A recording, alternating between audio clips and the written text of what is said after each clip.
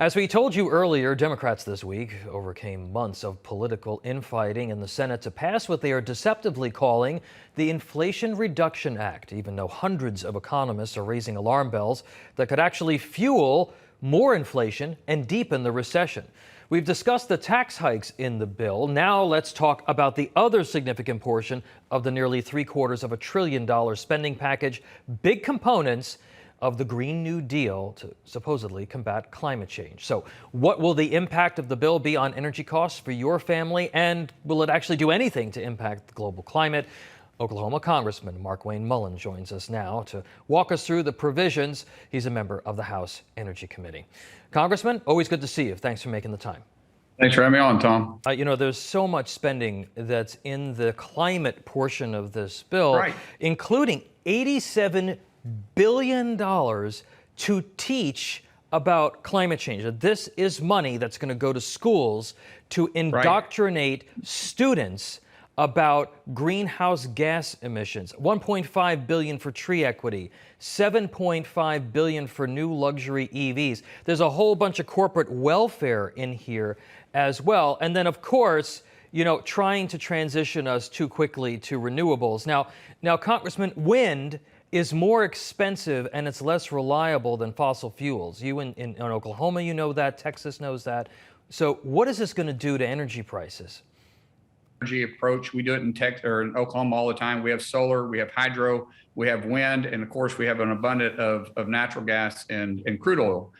But when we start talking about if we make the transition completely off of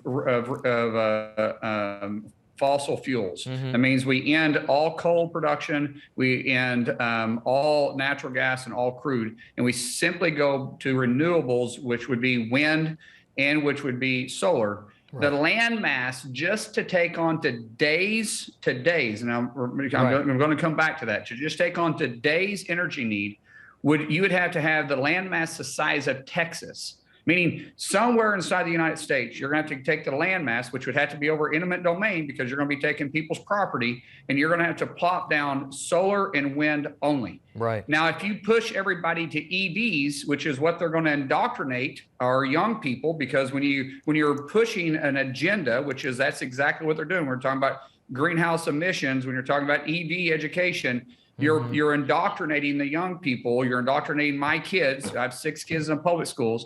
If you do that alone, the average house inside the United States has 2 vehicles. That's the average household. The average household, to charge 2 electric vehicles overnight, it would take an additional 180 amp service. Your average house is a 200 amp service. Yeah. So you're going to be doubling to a 400 amp service to every house just to charge your vehicles. Yeah. Where's that energy going to come from? Yeah, it's totally not practical. But with respect to the EVs, there's also a lot of smoke and mirrors in here. Even the Alliance for Automotive Innovation, which represents General Motors, Toyota, and Ford, is saying that the bill would make 70% of the electric vehicle models ineligible for tax credits, which is then going to make them even more expensive than they already are. The CBO, the Congressional Budget Office, backs those claims. So who does this even help? Yeah, and so why is it that that 70% wouldn't be eligible? Well, because most of the products that go into, not most of them, but a lot of the products that go into EV vehicles are not able to be made inside the United States. We don't have the technology, nor do we have the rare earth minerals that it takes to create the batteries.